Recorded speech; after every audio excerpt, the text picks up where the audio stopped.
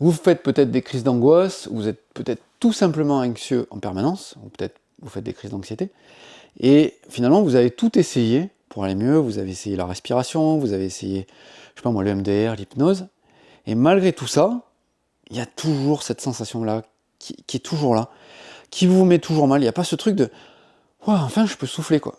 Et à force de ressentir ça, quand ça commence à durer dans le temps, comme vous essayez à tout prix de vous calmer, de vous apaiser, finalement, il arrive un moment où il y a l'épuisement qui commence à poindre. Il y a le truc de « bordel, j'ai tout essayé pour me calmer, et il n'y a rien qui me libère vraiment ». Je ne vous parle pas d'apaiser, il n'y a rien qui me libère vraiment. Et c'est à ce moment-là que petit à petit, il y a un état dépressif qui va se mettre en place. Parce que l'état dépressif, c'est quoi?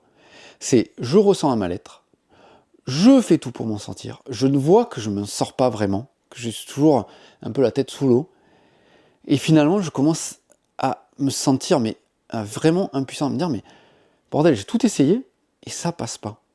Et c'est vraiment là, à ce moment-là, que la suite logique du truc, c'est entre guillemets l'enfoncement dans la lassitude, dans la dépression, même si j'aime pas ce mot, parce qu'en fait, la dépression pour moi, c'est une résistance à son mal-être. Et attention, je juge personne, j'explique juste.